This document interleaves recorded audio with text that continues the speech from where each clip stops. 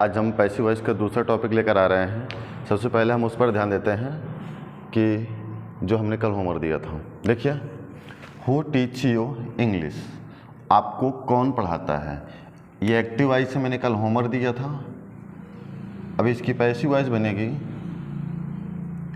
Who teach you English. ये आपको subject मानना है, ये वर्ब और ये ऑब्जेक्ट है। अब ध्यान देना है, पैसिव वॉइस बनाते समय ध्यान देना है जब ये क्वेश्चन वर्ड ही डबल इंटरोगेटिव सब्जेक्ट हो। जब क्वेश्चन वर्ड सब्जेक्ट हो, आपको ये हु सब्जेक्टिव केस है और इसका ऑब्जेक्ट हुम होता है, इसे क्या बदल देंगे, बाय होम में। अब ये इधर आएगा डबल इंटरोगेटिव, तो पहले आर लगेगा, फिर उसके बाद यू और वर्ब की थर्ड फॉर्म अपने स्थान पे रहेगी, टाट। नेक्स्ट, अब देखिए ये मेरा होमवर्क था। अब हम यहाँ से और सेंटेंस ले रहे हैं। इस सेंटेंस को ध्यान देना कि हमारे हैं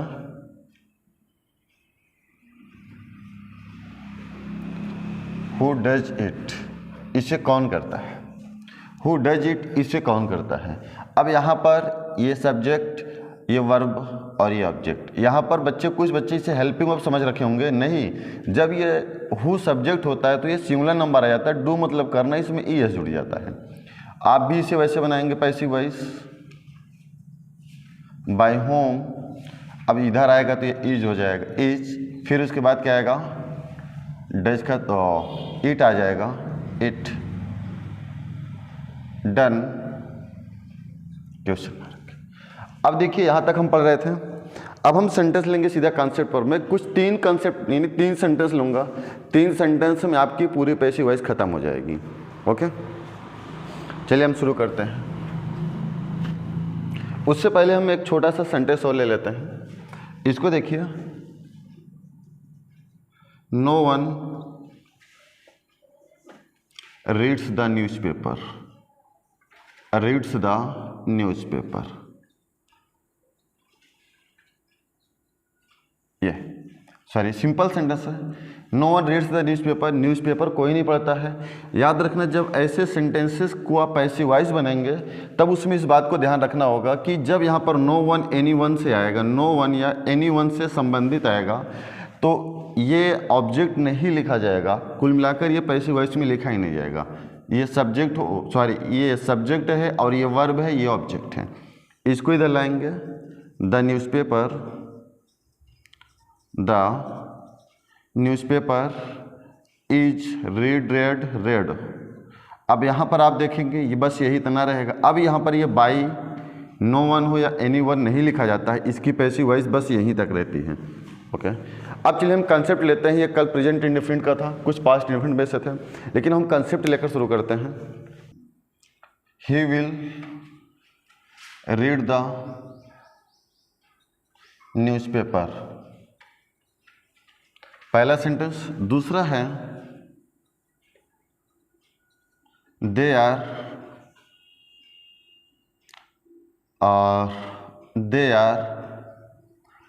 प्लेइंग क्रिकेट,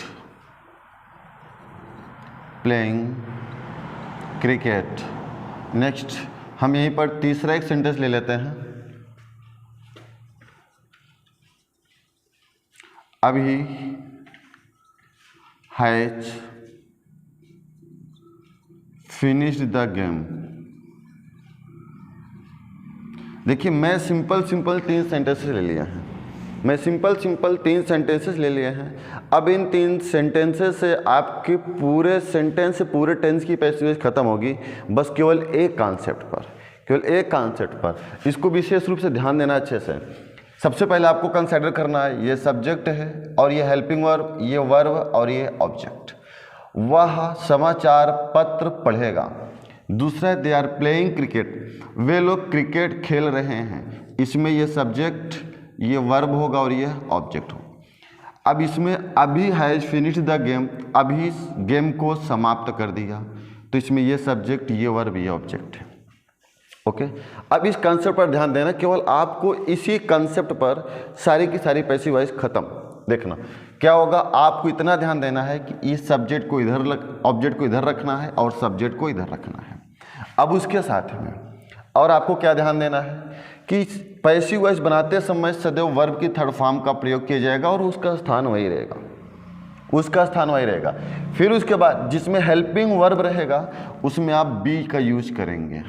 ओके, यदि वर्ब की फर्स्ट फॉर्म है तो बी ही रहेगा। यदि वर्ब की फर्स्ट फॉर्म में आईएनजी लगा है उसके लिए क्या हो जाएगा, बी में आईएनजी जोड़ देंगे, बीइंग हो जाएगा। यदि वर्ब की थर्ड फॉर्म पहले से, देखो इसमें हेल्पिंग वर्ब है, जब हेल्पिंग वर्ब है तो बी है, तो इसमें थर्ड फॉर्म है तो इसमें भी थर्ड फॉर्म बना देना है। बस इतनी कहानी से सारी की सारी पैसिव वॉइस खत्म हो जाती है। बस हम इसी पर आधारित देखिए कराते हैं। द न्यूज़पेपर, ये विल है तो विल ही यहाँ पर रहेगा क्योंकि विल के ग्रुप में। अब आप याद रखेंगे कि जिसमें हेल्पिंग वर्ब रहेगा उससे पहले आपको बी यूज कर देना है। फिर उसके बाद रीड का third form read, red, red हो जाएगा। अब उसके बाद आपका क्या बचा, ये इधर आएगा, बाई ही का ऑब्जेक्टिव केस हिम हो जाता है।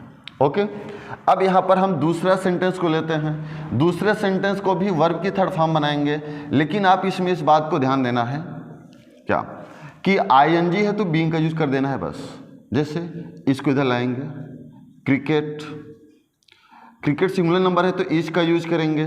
फिर उसके बाद बी में आईएनजी लगा देंगे।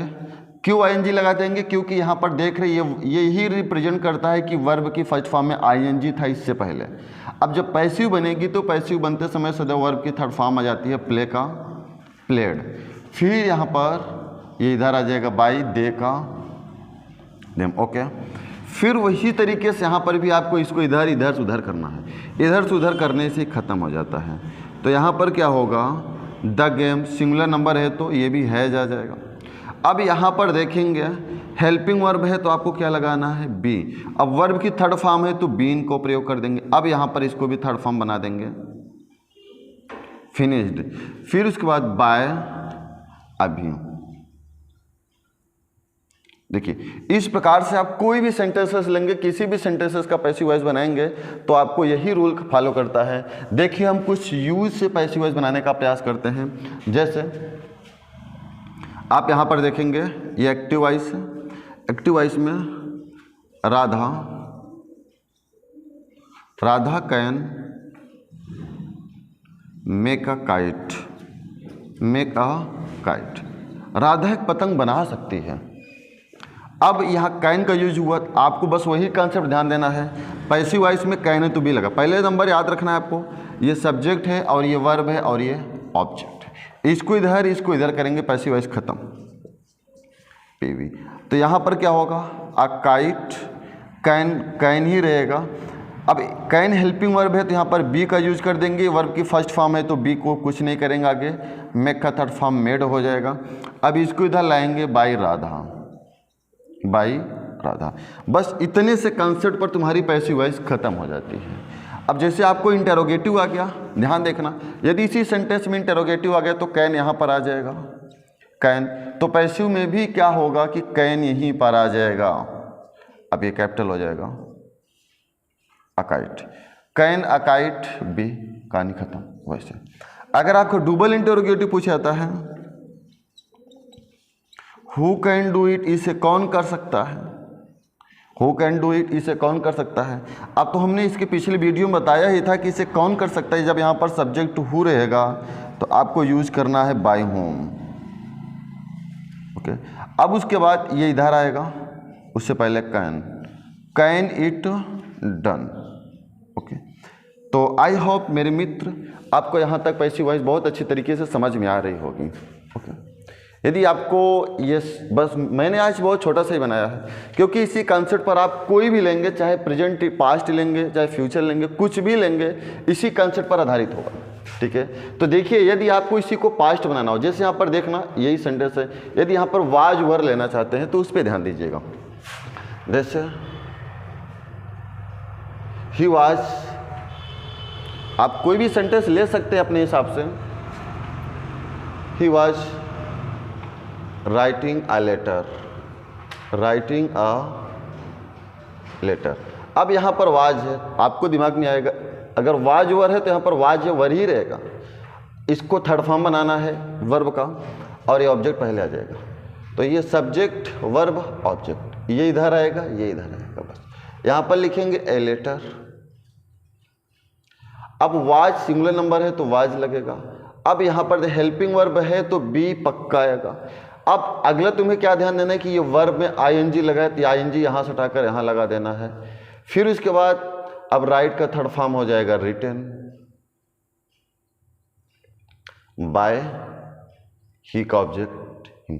अब ठीक उसी प्रकार से मैंने यहाँ पर ध्यान देंगे, जैसे अभी हैज है, अगर तुम यहाँ पर हेड लगाओगे तो बस यहाँ पर हेड हो जाएगा। बस यही है चुटकियों में आपका पैसिव वॉइस।